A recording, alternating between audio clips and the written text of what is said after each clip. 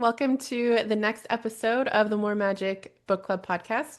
Today we are discussing fantasy books that changed how we see the world, and we have a very special guest. Flavia Brunetti is joining us. Welcome to the podcast, Flavia. Thank you so much. Thank you for having me. Thank you for joining. So, for everyone listening who's not familiar with Flavia, you have written two books because your first one is, I forgot to write down the name. Yes, it's called Yeah, All the Way to Italy. All the Way to Italy. And then your second one, The Web of Time, came out May 2025. Yeah, that's good. Well, I read it. I think I pre-ordered it, so I got it, as soon as it was available. And well, that one also has Italy, and I have a whole post on Substack about it. For anyone who hasn't read the book, it's really, really good, especially thinking about the theme for today and like changing how we see the world. Your book did change literally how I see the world, just in the way that you explore the geography and the Mediterranean and the different stories around the regions in that book. It was, I mean, I've told you this before, but it was so immersive. And I read it and immediately was looking up flights to Tunis because I was like, I need to go here. And this is a part of the world I hadn't had much exposure to. And I think you did a really just beautiful job of introducing that to the readers and really immersing us in it. And I mean, we could spend all day talking about your book, but I just wanted to introduce that. But I also learned like last week that you have written several short stories and had those published as well. So I have those on my list and want to go read those. And you have another book you're working on that will come out. So on that's your kind of literary side. And then I was excited to bring you on today to talk about this because in addition to writing by day, you do humanitarian aid work, which brings you to a lot of different regions of the world. So I was so curious to hear what books have changed your perspective because I feel like your life, just everything that you've done has exposed you to so many things. So yeah, I think it'll be a really good discussion. So I just wanted to give that kind of context for everyone listening. Is there anything else you want to share, Flavia? First of all, thank you so much. That's such a nice intro and it makes me feel wonderful. So thank you for it. I think, I think you said it really well. I think places have just always kind of, I won't say defined me, but I grew up, I'm Italian. Well, my background is my living room, but I'm in Rome. But I grew up going back and forth between the US and Italy. And then as an adult, got into humanitarian work, which brought me to a bunch of different places. And so I feel like a lot of my life has kind of been spent in the in-between places. And so my writing has, by nature, I think of my work and my life has become very place centric.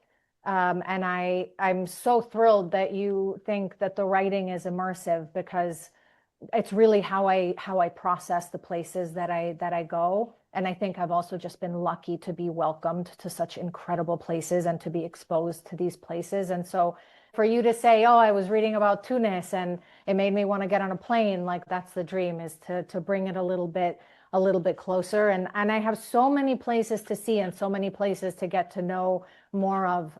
But that's kind of how I process it is I write and then I know we'll talk about a lot of fantasy books, but I think, magical realism and then kind of the magic in the everyday is just something that I grew up reading. And so I like to see the magic.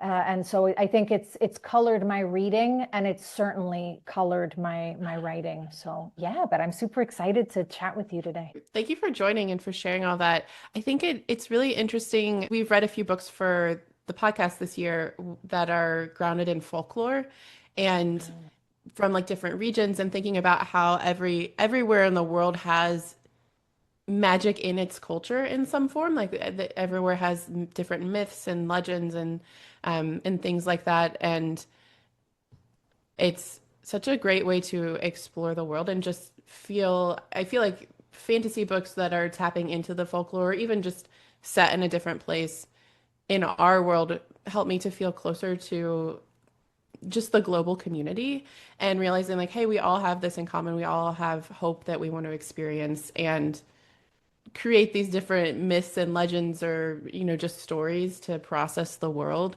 even if it's in kind of a what's the thing I'm thinking of?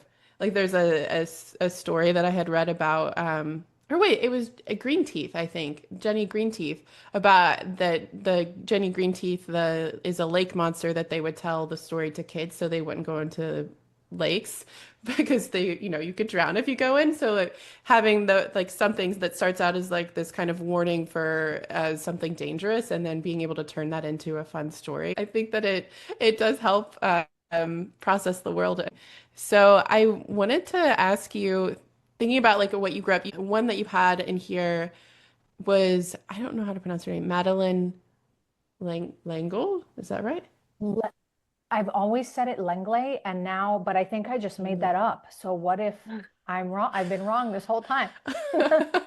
Well, it's But definitely French, right? And they have very like particular ways that the language must be pronounced, right? So I've looked them up because the French language is so confusing to me because like from my American brain, they don't enunciate like the last three letters of the word, right? But I think it's like le but make it French, right?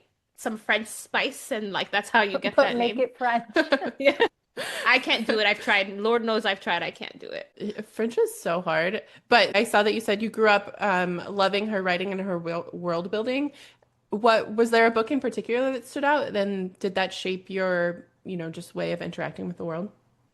So hugely. And I'm actually looking around because I have this somewhere because then as an adult, I wanted to pick up her books again and I reread them as an adult and I fell in love with them all over again. But I grew up reading A Wrinkle in Time Love that and book. right? Yeah. I think maybe it's the first one of a series and I've read the whole series. Like there's a wind in the door, there's a swiftly tilting planet. I just Googled it. I don't have these memorized. Um, but A Wrinkle in Time, I think they also ultimately made maybe even a movie out of it, They not that did. many years, right? Yeah. Yeah. With Oprah, Um, Mindy Kaling. right. Now I'm gonna want to watch it again.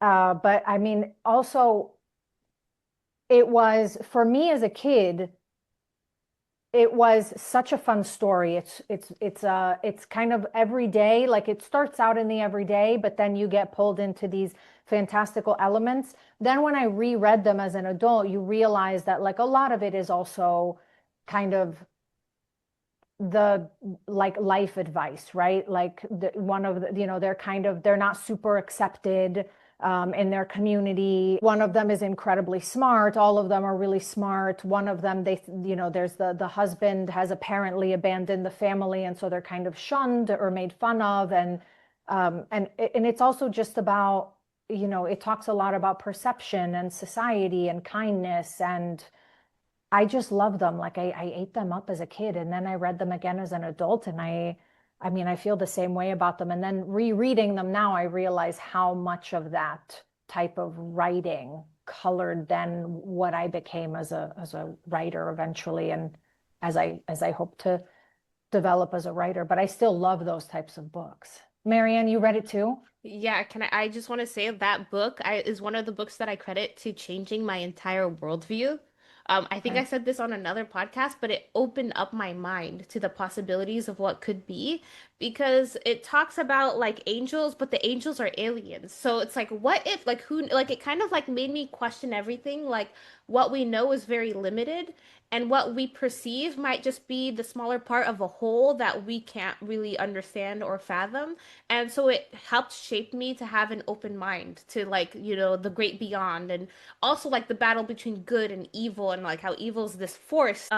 And I also want to say it's just so interesting we're talking about A Wrinkle in Time because that is currently all the rage right now. I don't know if you guys heard, but there's a waiting list for this book right now because it is a main Oh, I character didn't know that. on, yes, it is a main character on Stranger Things, which is, I don't know, is Stranger Things a big deal in Italy, Flavia?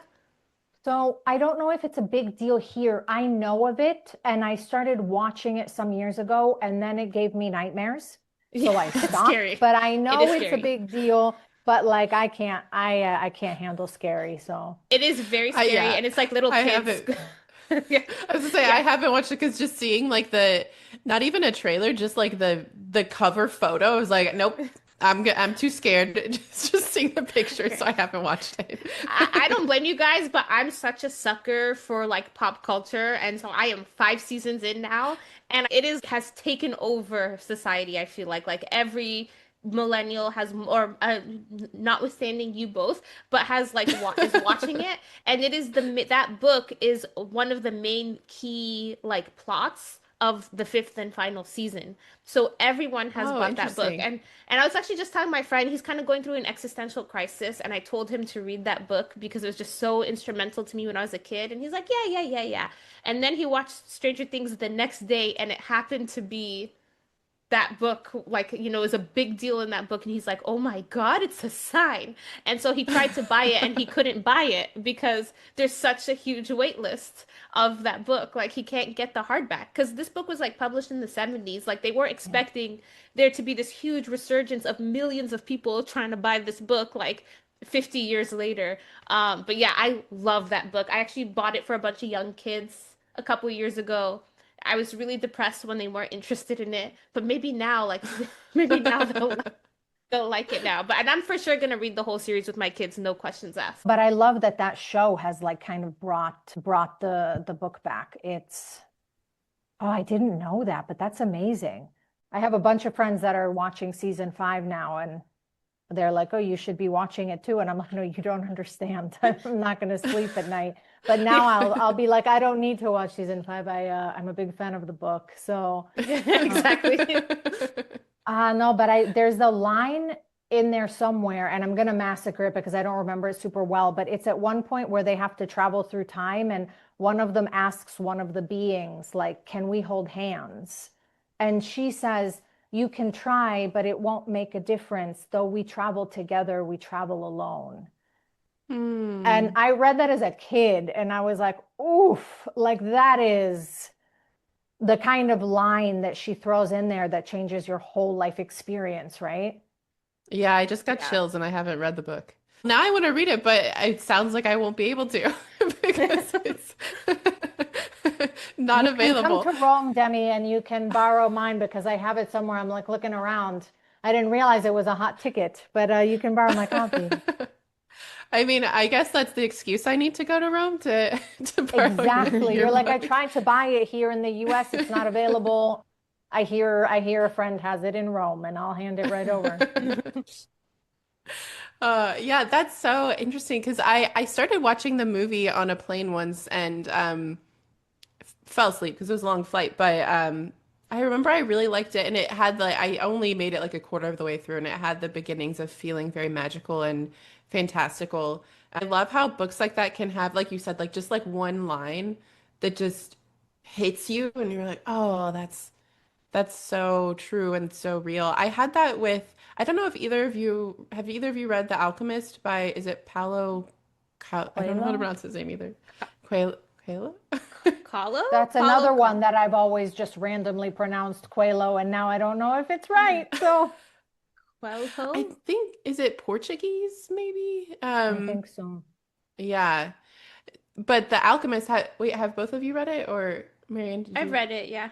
Yeah. That one was one for me where I started reading it at the beginning of what I ended up calling my personal renaissance, which started in 2018, where I kind of shifted my worldview. Previously, I was very just jaded and defeatist, and I just didn't have a lot of hope. And then I like went on this journey where I started to believe again, and I started to read more fantasy. And The Alchemist came at a point in time where I was just ready for it, and there were it's just so many lines that I underlined that just stayed with me. I wish I had it with me so I can pull it out, but because it's about a boy who I think he's a sheep herder or something like that, and he goes to Morocco and he's like looking for um Like looking for something. That's what I remember. yeah, It's like he's yeah, looking, he's on his search. yeah. I read the Because book he was, years ago, so like I barely remember the plot. yeah, I haven't read it since Same, 2018. same. Yeah, because So he he was, went to but Egypt. Ah. It was Egypt, and so he's looking for treasure, like some Mhm. kind of like treasure. He doesn't know what the treasure is. Um, And so I guess he like Oh, starts I on do the not remember journey that and at like all. Yeah. yeah, I remember Egypt being a main Oh, character, like, but I remember he doesn't stay there for too long and he like goes, it's almost like a quest, like he's questing for Yeah. something. It was definitely a quest. Well, because I think he goes to Morocco for there's a period because I believe it's in Spain and then crosses over to Morocco and is there for a period and then must go to Egypt. Because I remember there's like a desert. Um, the geography, I guess it does matter because I hadn't really read anything like that was that like a quest through that region for a while when I had read this book, which was in my late 20s. And but the reason it stayed with me is because what keeps happening in the book is that he's looking for something and all of these obstacles are in the way and it's like he has that in his mind in the beginning of the book like it once I get this then I'll be happy and then I'll kind of like have my life figured out and then he goes and he has all this stuff and he's still restless and then eventually gets it and realizes he doesn't want it because he had found like lived his life and like that was life himself. like it's yeah exactly yeah like he found himself and he had been living and it was a lesson for me of just thinking about more of the journey than the destination and how if you're really grasping for something like specific it might elude you because you're at least for me, this has happened in my life where if there's something really specific that I'm kind of clinging to and trying to control, then it doesn't work out because it's like too clinging to it too tightly. So it just taught me to just um kind of surrender to life a little bit and just experience it and enjoy it and believe and have fun. And I love the book. I should reread it because clearly I do not remember all of it. I just remember how it made me feel. But yeah, that was one that was really instrumental for me in changing how I viewed the world, but also how I viewed life and how to live. So Yeah. I need to reread that book too because I remember being like, what did I just read? Which really shows how immature I was when I read that book. I was like, what was the point of this book? I don't think I was at the right, like, I don't think I read it at the right time. But I love that you read it at the time you needed it most. I love it when books do that. yeah, I think it was definitely one if I was even like a year earlier, I wouldn't have liked it. But when I read it at that point in my life, I literally underlined like the entire book. It was like every line. I was like, "Oh my God, this is speaking to me. This is perfect." And yeah, I love that one. I was thinking when you're talking to me, I'm thinking I learned that lesson too, but from Avatar: The Last Airbender, which is an Hmm. American anime where it's Uncle Oh, Iroh. He says, "Have you watched it, Flavia?" no, I've heard of it and it's on my list, but I haven't watched it. In my opinion, it's like one of the best TV shows of all time. Okay. And it's like it's an American cartoon but styled after Japanese anime. Oh, And there's a scene where there's a boy who basically is like so intense on like domination and so but he gets derailed and so he complains to his uncle while they're living in hiding. He's like, I don't want to make a life here. And his uncle, while he's like bringing plants into their little one bedroom shack, is like, wherever you are, that's where life is. Like, you can't escape your present Mm. moment. You should make the best of your present moment. And that always sat with me. But the reason why I bring it up is because, Flavia, I see you have a book here that I never read, but I saw the anime and I love the anime, which is Howl's Moving Castle by Diana Wynne Jones. I that was, I think for me, the opening of, I don't know if I can define it like a cozy fantasy because Howl's Moving Castle is also like a classic, right? It has a cult following. I think yeah, they made a huge anime out of it, but also, I mean, she's an incredible writer, so I also don't want to define her in any specific way.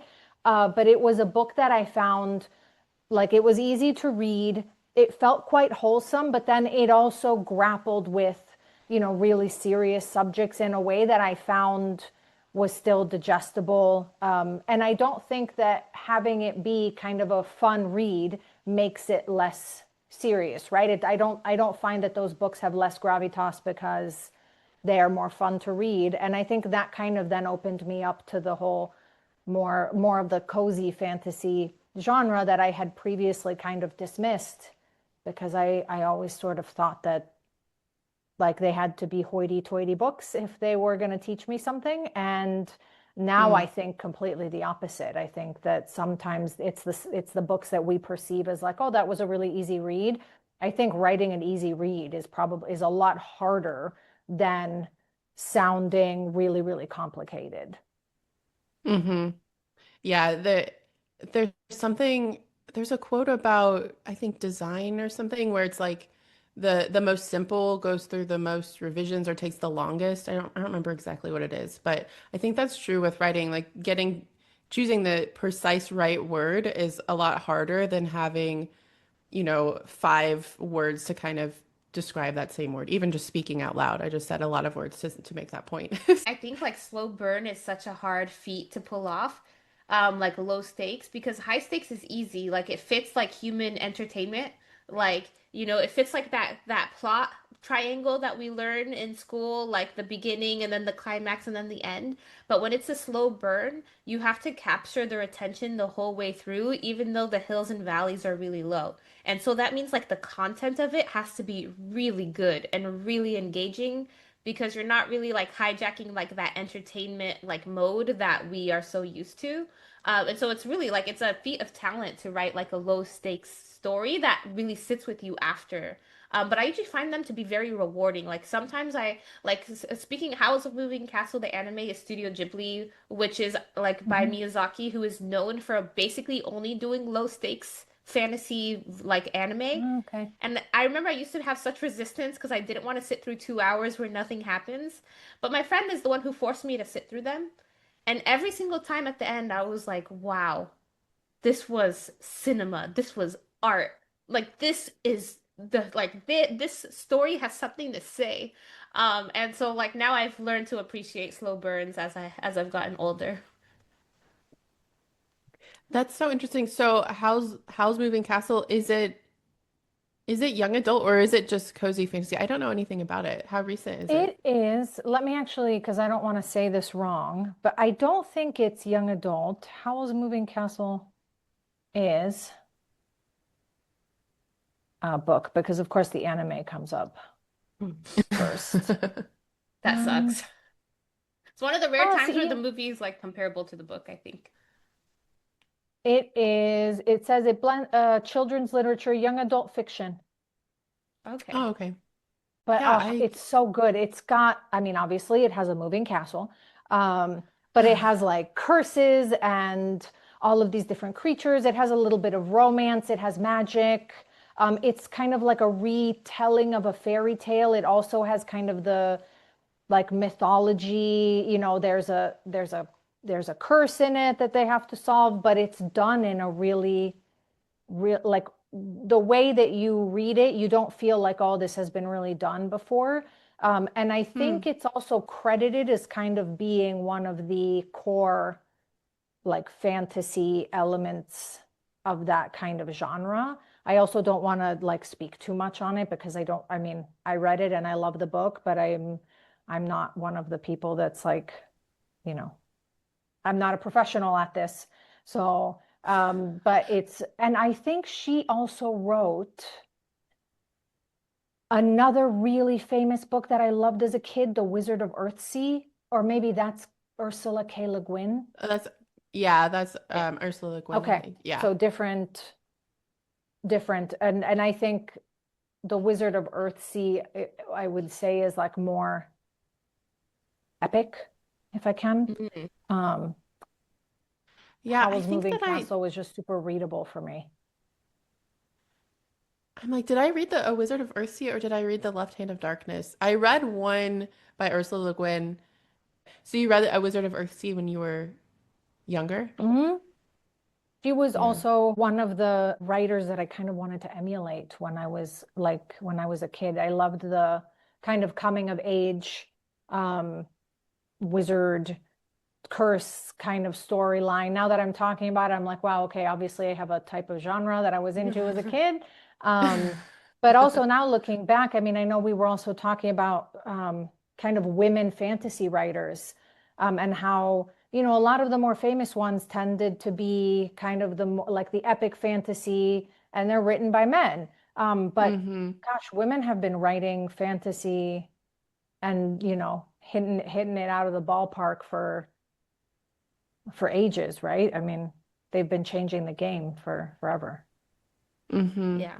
Yeah, one thing that I always think about, which I guess is technically sci-fi, but is Frankenstein, because that is such a good book, and because I hadn't read it until maybe 5 years ago, and I loved it. And yeah, Mary Shelley wrote it, and I feel like it's, I guess I don't know the history of sci-fi, but to me, it's early sci-fi, maybe helped start the genre, and somehow it's still a very masculine genre, even though Mhm. like one of the most iconic stories of like creating a monster, piecing together a human and giving them life was written by a woman, which also, I mean, I don't know her background, but it would make sense for a woman to write that since women literally create life. Like, I think that that's also an interesting metaphor that she's the one who wrote that story instead of a man.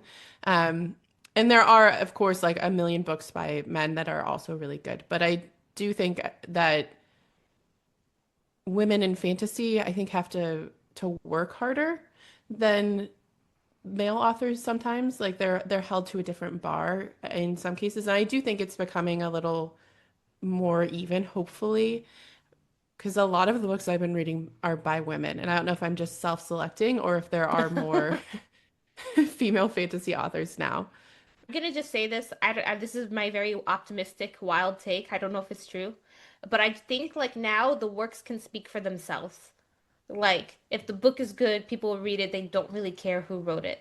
That's what I'm gonna I tell think that's true. myself. Yeah. I think that's true though. Yeah, because there are a lot of I feel like it's almost like the cover matters more now, but again, maybe that's just me. The cover totally But matters. It totally Yeah. matters. It is such a I like will it's such a few absolutely. yeah. I feel like it's futile to say, "Oh, don't judge a book by its cover." It's like one of those like futile expressions we give because we all judge books by our cover. Like when like taking it literally, we all judge books by the cover. I know, yeah. Like the only time I won't judge a book by a cover is if it's been recommended by someone who I trust and they're like, you have to read this. This is really good. And then I'll be like, okay, but it has a really weird cover. I don't know. Like, I don't know if this is my Yeah. vibe. And then I'll read it. But other than that, it's like, yeah, it has such a role, which is something that we haven't actually really talked about, but I feel like designers are really shaping the zeitgeist of fantasy books and what people are picking up, which is Yeah. kind of interesting to think about. Going back to what we are talking about with like books written by women. So, Flavia, you had a list of, it looks like A.D. Rhine wrote a Ah, Troy yes. duology. Yes. So um, A.D. Rhine is a duo of writers. Um, Oh, okay. and they wrote a duology that is a kind of a rewrite of Troy, of the story of Troy, but Interesting. written from the Hmm. point of view of the women. And it is gorgeous. It's glorious. I think the first one is called Horses of Fire, and the Hmm. second one, I cannot remember what it's called, but it was an incredible reread. I mean, I couldn't recommend them enough. Also because, and I actually saw that in your 2026 book club books, you also have Circe by Madeline Miller, which is also like, I mean, it was a comp for me for the Web of Time. I Wait, how love, did you pronounce love it? the book, Circe. Yeah. Church. I always say Oh, Oh, because in Circe. Cersei. Italian, because in Italian we would say Circe. What do you call it in English? I say Cersei. Cersei. Yeah. Okay. I was like, oh my God, I've been Circe? pronouncing it way wrong. No, no, I was just saying it in Italian automatically because in Italy we have an area which is supposed to be like mythologically like where she was, and it's called Circeo. Ooh. So I say it Circe, but Circe. But you know what, Demi, I Oh, have to say, like the way the ancient people must have pronounced it was probably the way Flavia pronounces it, and the way yeah, we, not Cersei. yeah, we for sure butchered that. No, I like Circe though. So we'll go, okay, Circe.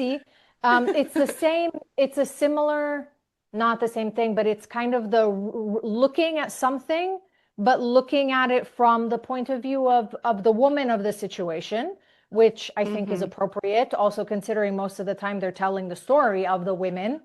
Um, and A.D. Rhine does a beautiful job, both of them, because they also looked at the historical element of it.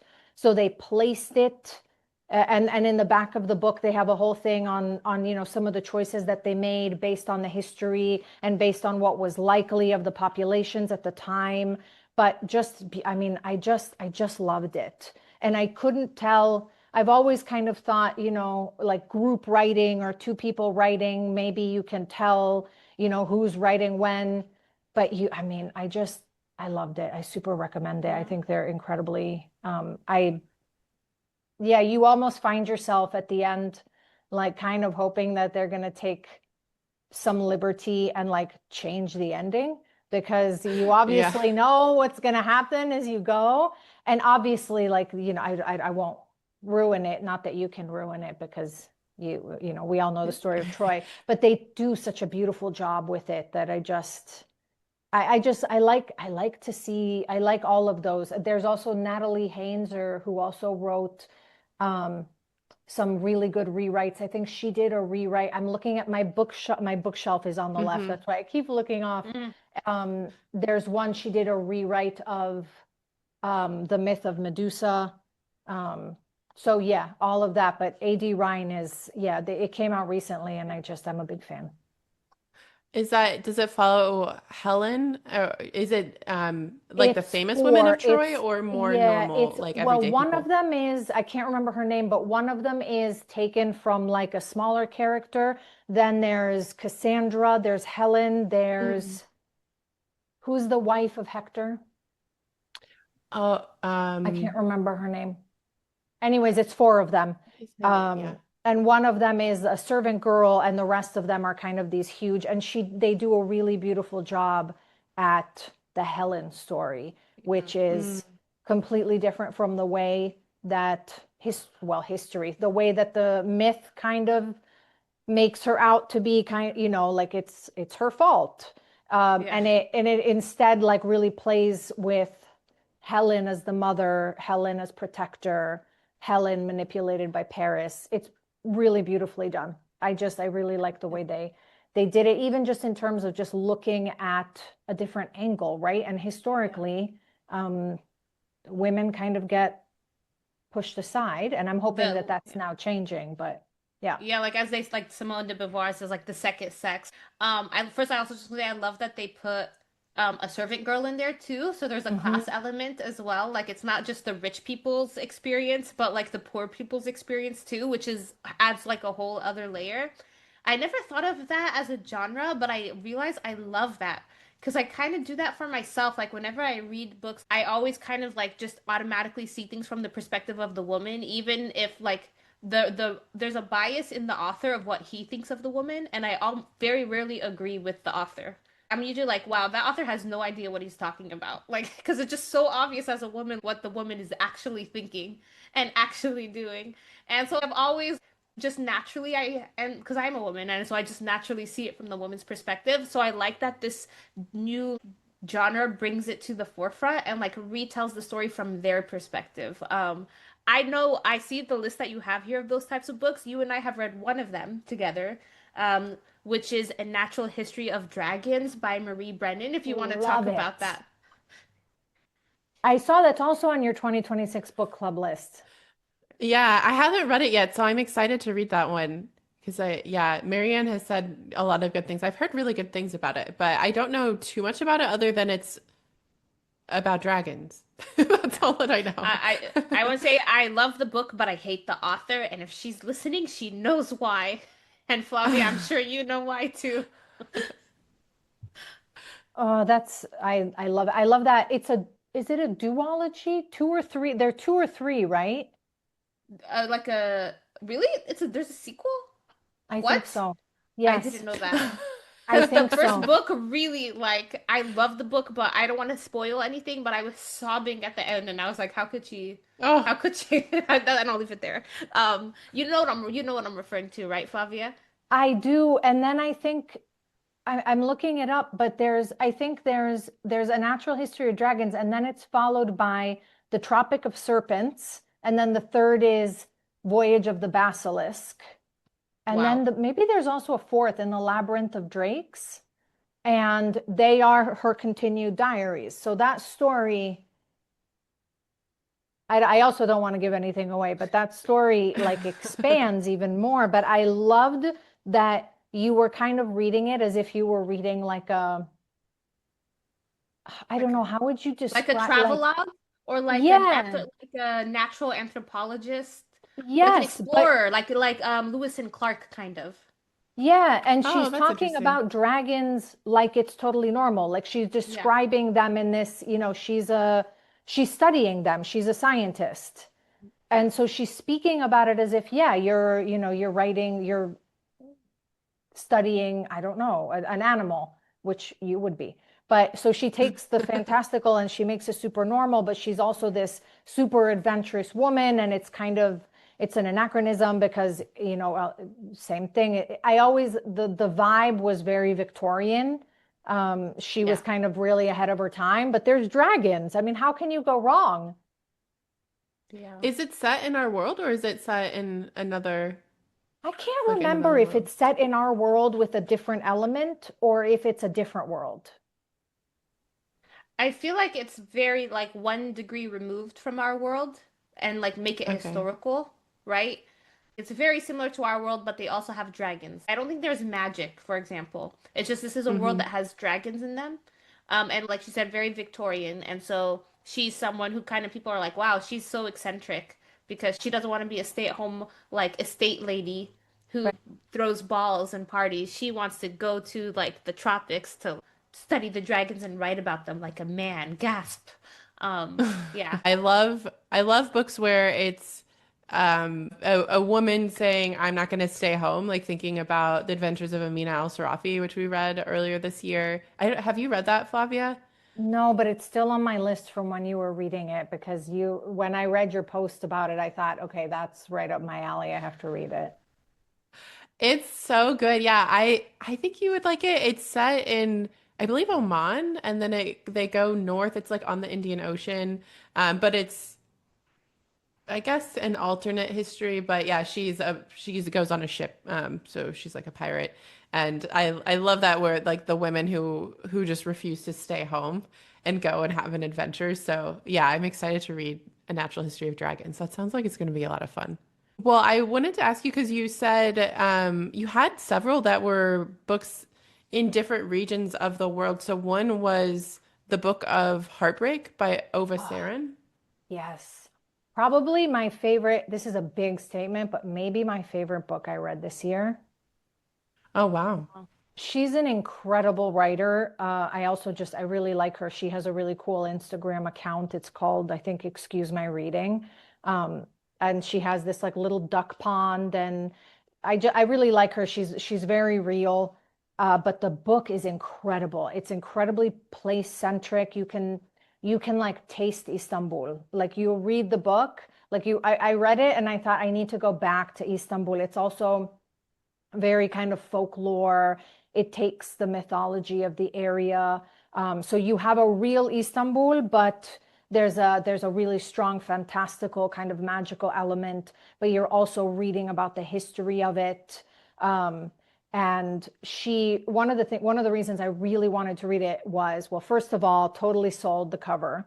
When there was the pre-release and I saw the cover, I was like, I'm gonna read it just because it's really pretty.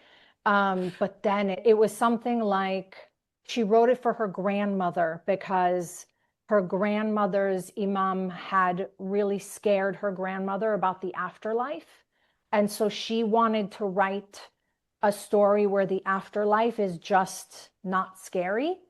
And the book has this whole thing where, like, the fantastical elements and the afterlife, like, there's a whole kind of like organization that organizes everything, and it becomes like it's cute. I mean, it's heartbreaking, but it's really kind of you feel cozy.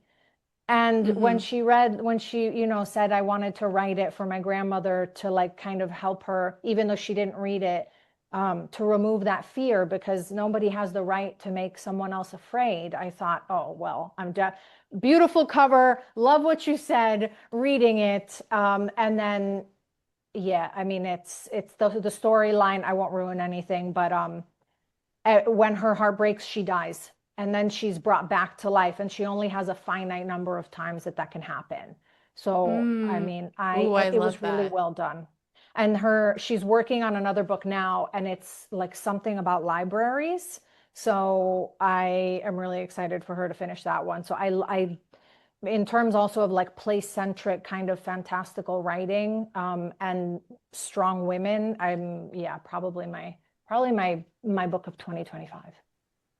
Ooh, that sounds really good. Yeah.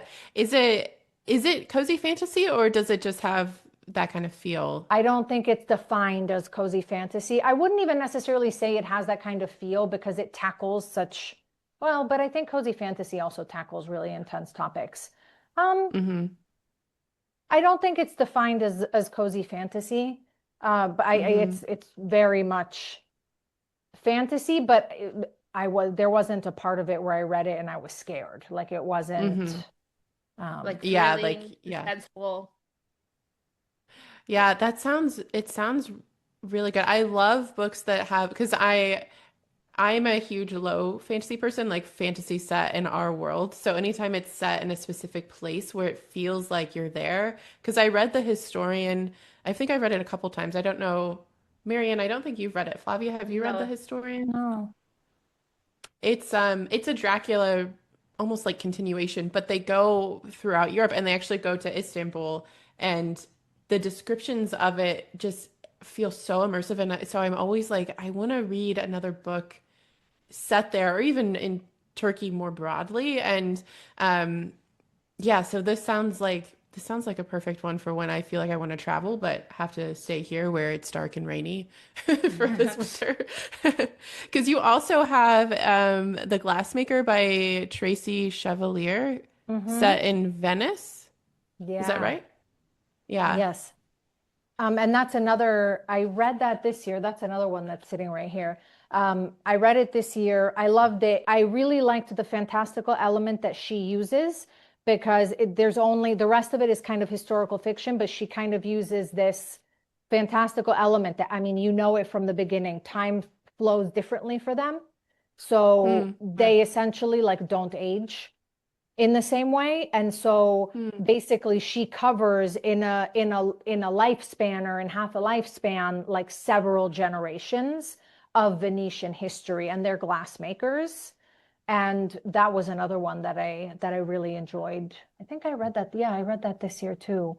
But I also just think I love Venice. So anything that has to do with kind of telling that story. And she also touches on, some darker moments in history that I think sometimes we kind of gloss over when we're looking at these fairy tale cities, like the plague. And because they live longer, right? Like they carry their losses for longer. But if you move, I think the magic, if I remember correctly, is set in the place. So if you leave, then time will flow normally for you. And so if I don't want to ruin it, but there's a very beautiful, like the romance of it and the loss of it is done very well. So I really enjoyed that one too. And that was another one that I thought, that's such a beautiful way of taking a normal place, if you can define Venice as normal, which I would argue you cannot, but you take a normal place and you're mixing history, because she's talking about history, like the historical references and what happens are real, which means you did a ton of research and background on it. And then you put in an element that's fantastical, and it allows you to tell your story in a more encompassing way. And I thought it was done really cleverly. I definitely am gonna put this on my list. I love Venice. Yeah, Venice has just a magic quality about it when you visit it. And I love the concept of place-based magic, where the magic is rooted, like almost like settles into the land. Like I've read books like that and I've always really enjoyed them. Sounds fascinating. And if you leave, you stop aging. Very interesting. Demi and I always talk about how like Demi and I are kind of like on agreement that immortality is a curse. that we wouldn't wish upon ourselves. But like, I'm curious to see how this book might change my perspective, or just maybe even further reinforce my desire to live a regular human lifespan. We'll see. I agree with you both on the immortality. Um, I think this, yeah. I mean, I think I read this book and I still think that. But Okay, all right then. but you'll look at, but it depends how you look at it. But I agree that I think, I think immortality would be difficult, a challenge, if you will. Yeah. Well, yeah. So another one you had on here that I just like am going through all of your books because I haven't read most of them. So I love this. I'm like, oh man, I literally just like finalized the schedule for next year of the book club. I'm like, man, I wish we could have added some of these. I wish we had recorded this like 2 days earlier. So we already have our 2027 list, I guess. But you have the Witcher series. You said especially Yeah. the last wish. Hmm. Um, yeah, I haven't read any of those. So I mean, you guys have probably, there's a show that's quite famous. Yeah. But before that, and I can't remember if the books came first or the video game came first, but The Witcher actually is also a really, really famous video game. So it has this whole Ah. cult following Hmm. that's video game centric. And I can't remember if he started writing the background for the video game and then the books came out of that, or if he wrote the books first. But I believe he's a Polish writer, and I loved all of them. I especially liked the first one because it played kind of so much on, he's a monster hunter, right? But as you read the book, you realize that sometimes the monsters are not the monsters that he's hired to kill. Hmm. And so it's a Mm. lot of kind of an exploration of like, what does it mean to be a human? What does it mean to be kind? Um, that sometimes what's considered a monster is just different, or it's misunderstood, or it's been pushed to a degree, and how you react to it is what will change the story. And I thought the Last Wish is a series of short stories, and I almost skipped to the longer ones, and then I read all of them, and I just, yeah, I found it so beautiful. And yeah, he's a great. There's another one. Some of the other ones are full length books, and there's a really beautiful one that also touches on a plague. I mean, I think just in the sense of it's an interesting study on love and loss, and how some things we don't have any control over, and how we kind of grieve that, find a way around that if we can. But yeah, I found The Witcher to be a really stunning series. I haven't played the video game, but I have been wanting to. I didn't know it was a video game. I'm going to look it up because I've been looking Mm, for a good video game. Yeah, I let me like know. we've talked about for a few different books that we've read this year, Marianne and I have talked about the idea of power and also monsters and the perspective. So it sounds like that's one that would also touch on that a little bit of, who's good versus who's bad depends on your perspective and also who's in power and who's making those decisions. So that feels very aligned with what I've been reading lately. So maybe that's another, I guess I'm going through this moment right now with power and yeah, like good versus evil, but also monsters. Like I really like um the monster metaphor is something that's very special to me personally because when I was 14, I actually wrote a letter to my dad. He was deep in addiction. He hit rock bottom at that point, and I wrote him a letter about how a monster was in control of his life, basically, and that's what sparked him to get clean. He's been clean for 20 years, and I think that the metaphor of monsters and how we think about them there's just so much to play with. And when you think about monster, like what is a monster, And like you said, do they actually exist? Are they even real? Or is it just we don't know because we're not in their body? And I think Bury Our Bones in the Midnight Soil, which we read, also touched on that in an interesting way because that's a vampire book, but it's through the perspective of them as they become vampires. And so they're monsters, they're preying on people, but you know how they get there. So it's kind of just grappling with that of like, well, what is a monster versus a human? And I love books like that. So this definitely sounds like I haven't seen the series. I don't know anything about it. So it sounds like this is something that I should definitely check out soon because yeah, sounds really good. Yeah. There was a whole thing because it was, oh, no, I can't remember. It was Cahill. He's the really famous author. He's a beautiful, beautiful man. And he was like he played The Witcher in the first 3 or 2 seasons. And then they changed the main actor to, I can't remember who. So there was a whole thing about how, you know, now it's no longer The Witcher. Anyways, I also haven't watched the show because I'm just, I already have the idea in my head from the books and I don't want to upset that. I do the same thing where I'm like if I've read it and I really liked it, I don't necessarily want to watch it because it's like I want to keep the experience that I had of reading the book. Unless I guess that I am like when I think of different types of media, I'm definitely someone who lets other people influence me. So if someone reads and watches it and they're like, this was really good, then I'll go watch it. But if not, then I'm like, okay, I don't want to put that in my mind. So Yeah, don't mar the experience. yeah, exactly. Flavia, I have a question for you.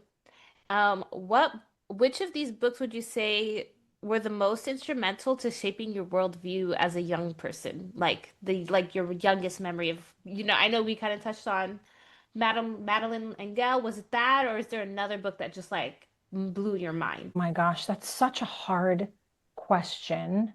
I was looking at my list from like that changed my life growing up. I don't want to be cliche, but like the first, and actually the first on my list was the first one I thought of because I mean, I grew up in a household that was huge on fantasy and J.R.R. Tolkien was like a god of my childhood.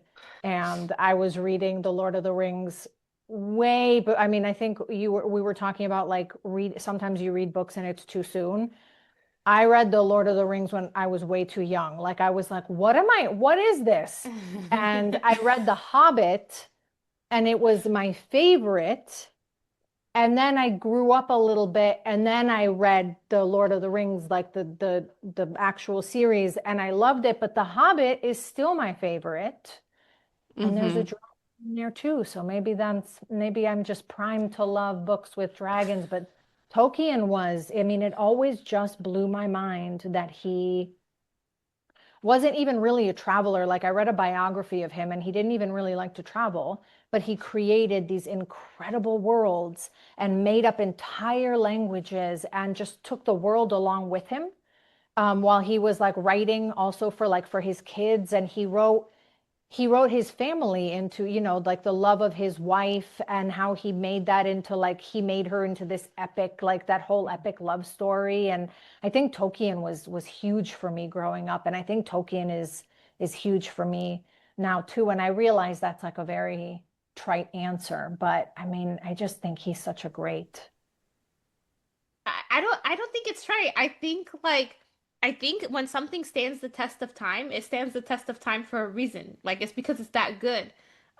And I think I agree. Like me and Demi always have to kind of watch ourselves from not going back into Lord of the Rings to explain concepts because it just has so like it's like because it gets old after a while. We don't want to just be like the Lord of the Rings show, but like it's just a really good like just a good good world. I think it's so cool. I think they consider him like the father of fantasy. Like he's the one who really started like this fantasy genre. And it's just so cool to me that he built an entire world in his mind, including a language, a culture, a mythology, and like an ethos. Like what kind of person does that? Like who does that? Hmm. Well, I think The Hobbit, I also really loved that one because I read them when I was pretty young too. And The Hobbit is easier to read. It's also a lot shorter. Um, but that I don't know if they were geared towards different ages, but It was. the Hobbit it It was. was. The Hobbit was made for like I remember reading something about this like and I think there's like some kind of fight. Let me look it up. But it is made for like a younger audience. Okay, that makes sense because when I read it, that one is easier to read, but it was also my brother and I would always pull it out and because I had a physical copy and the part where they do riddles, like it's Bilbo and um oh my God, I can't remember his name. The Gandalf. guy who gets the ring from.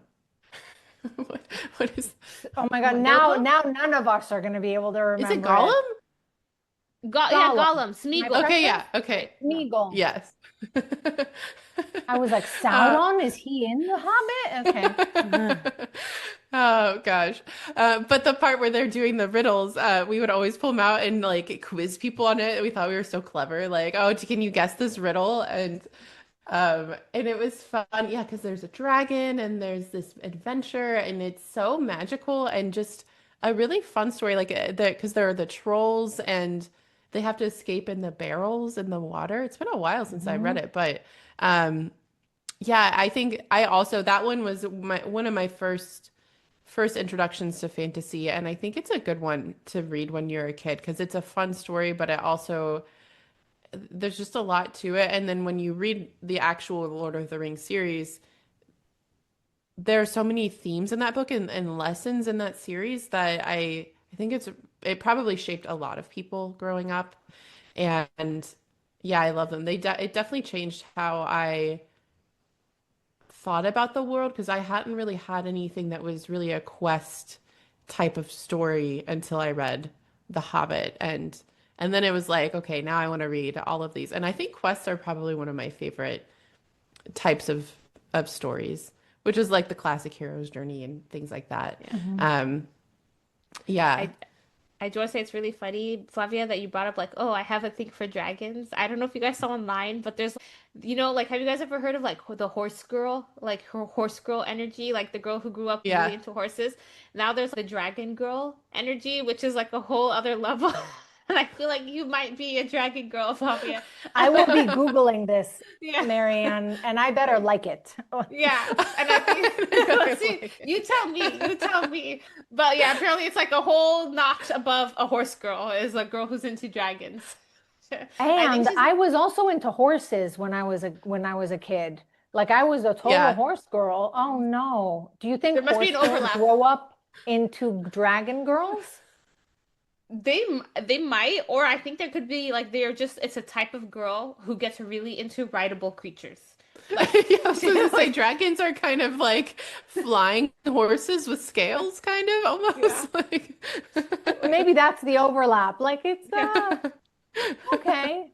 Yeah. And like if she's into that, she just like there's a lot of other things that she like falls into and it just becomes a category. In my mind, it's like a feral girl who's just the wild child kind of, like smart and like just ready to take on life, like and ride a dragon into like a fat battle. Like that's what I think of when I think of like horse girl or dragon girl, but Oh, I also really like that. loving and like they care a lot about the animals, so they're usually also like a bit hippie because they're like protect the dragons or protect the horses or whatever.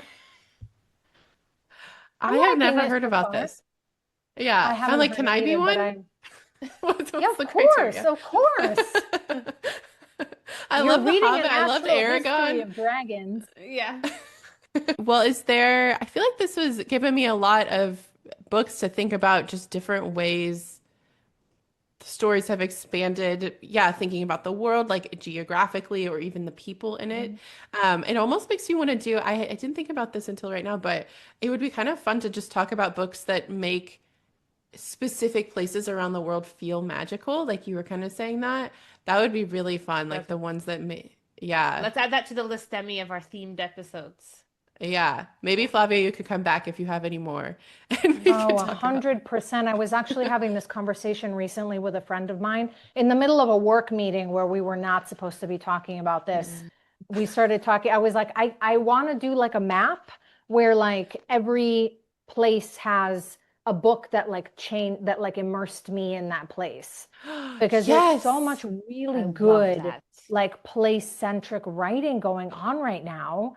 So yes, I'd Hmm. love to like to be involved in that as you guys kind of develop that. But like no, I mean the Book of Heartbreak would definitely would definitely be in it, but there's, there's a lot of them. Yeah. Maybe like The Ooh, Alchemist would just be like North Africa, like Egypt, Libya, like, something like that. yeah. Well, the historian is where did they go to Bulgaria and Romania and the Czech Republic, I think. It was like set in the Cold War era, I believe. But Istanbul, yeah, now I'm like, ooh, can we make a map? That's That let's would put it be on the so website. fun. That would be so cool though, because sometimes I'm like, man, I want to travel through a book. Um, and then you search in their lists and stuff. I'm like, no, I want to like be able to just spin a globe and like put my finger down, and be like, oh, I'm gonna go to like this region. Yes. And That then would be there's the so cool. book. Yeah. There is Yeah. Pat, oh my gosh, I don't know how I didn't put him in my list. Oh no, because it's not fantasy. But I still have this obsession with going to the Carolinas that I've never been to, because I don't know if you girls have read Pat Conroy. Mm-mm. Oh my gosh, please. Like I read everything he's done. He wrote The Prince of Tides. He wrote Beach Music. He wrote The Great Santini. He writes about the American South. He spent a lot of his life also in Italy. He was the first American writer that I read that described my city in a way that like I was completely immersed in, because he lived in Mm. Rome. So there's actually a book, and I think it might be Beach Music, that is halfway, like is partly set in the American South and partly set in Italy, in Rome. And I mean, I still have this idea that I want to go to the Carolinas, because the way he writes about the areas he's from is just like a friend of mine once, when the friend who introduced me to him as a writer said, reading Conroy is like having jewels in your mouth. Like Mm. he also writes about, I think there's a really good one where he writes about San Francisco really beautifully. I grew up near San Francisco, so that also really, he writes a lot about, he comes from a family he has mental illness in his family. And so he writes a lot about that. And so you will get so immersed in the books that I would read one of his and then have to go read something else, because you get so tied to the characters. And then, sometimes like you're very upset for them, or please go read him. It's not fantasy, but he's incredible. Okay, good to know. Oh, When you yeah, say that sounds good. American South and Italian, I don't know, all I can think of is Inglorious Bastards, Arrivederci. Like, does Oh, that I ring a bell? haven't seen it. It's like Brad Pitt, he's basically an Italian, like no, he's like a Southern person, like so he has a strong Southern accent, but he's like in Italy, and so he go like it's like a really famous saying now, like my people say it all the time, like arrivederci, like they say the Italian word with the Southern accent. That's sorry, that might be offensive, but that's all I No, can it's think. not offensive at all. What does it mean? I don't know what it means. Arrivederci Arrivederci? it's like goodbye. It literally means until we meet again. Arrivederci means until we see each other again. But Hmm. we say it as like goodbye, like, but also it's also just a polite way of saying like arrivederci, like see you soon. Um, Oh, I but okay. love it's the I actually love the like a way you say beautiful it. word. It's so beautiful. Oh my God. And hearing it from you is so much better than Brad Pitt. Oh my goodness. I take that as a true compliment. I am usually not compared to Brad Pitt, but in this case, I'll take it. Yeah. That's so funny. Well, yeah, I feel like we've touched on a lot of books in here, and hopefully everyone listening also has some new books to check out. We didn't even get through the whole list, which is funny. We had a lot of books to talk about. Um, but yeah, this was so fun. I think do you either of you have any final thoughts on fantasy books that have changed your world or fantasy in general? Oh my gosh, no, now I feel the pressure, there's so much. No, I think the conversation was great. You guys know what I think. I think anything that gets people excited to read and see the world in a different way, and also what you were saying earlier, Demi, about, ultimately the folklore and storytelling is the idea ultimately is that we come together, right? The things that bring us together are so much more powerful than anything that could ever try to tear us apart. So, and I think fantasy is an incredible way of expressing that. So, I'm a big fan, and that's my. I will close it there on my end. Yeah, Yeah, I that's love so well that. said. That's such a great point. Yeah. Well, I think we'll end it there. Thank you so much for joining us. This was such a fun conversation. As I said, now I have so many books that I have to read, and I maybe I'll have a 2026 part two list where we read two books a month. No, I don't know that I can do that, but this was truly so fun. Thank you so much for joining and for chatting with us. Oh, thank you so much. This was really, really fun.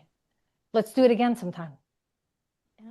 And for everyone Absolutely. listening, be sure to look up Flavia's book, Web of Time. Flavia, where can people get your book?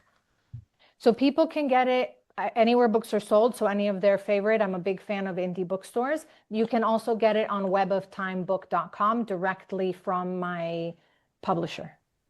Got it. Thank you. Do you want to talk Thank you. about the because you're doing a re-release of it, Yeah, correct? so we're going to do a Yeah. re-release. There isn't an e-version. The book just came out in May. We did a paperback version. We're doing a re-release with also an e-version. We're super excited. We're gonna do the Blue House Media is my publisher. Blue House Literary is the pub imprint. They're an incredible publisher, and we are going to do something with different organizations around the world, around the great portals of art, kindness, and language, as kind of a bringing together element for 2026. So I'm super excited about it. I will update as I go, also on my Substack. But yes, so soon there will be an e-version. There isn't one yet, but Q1 2026. Got it. Yes, I'm so excited for that and for your next book. And for anyone listening, if you do not already follow Flavia on Substack, I highly recommend it. Your Substack is it Which Way to Rome? Is that your Substack or no? No, yours is It's Homing. so it's the publication is called Homing Signals, but it's flavianrome.substack.com. Awesome. I'll link to that for anyone who wants to check it out, especially if you want more Italy in your life. Now I want to conclude every episode with Arrivederci, but I am not Italian. Please do. Of course you can do it. You'll sound better Uh, than Brad Pitt, it sounds like. So uh, yeah, well, this was truly so fun. So thank you everyone for watching and for listening, and we will see you next time. Arrivederci. ciao.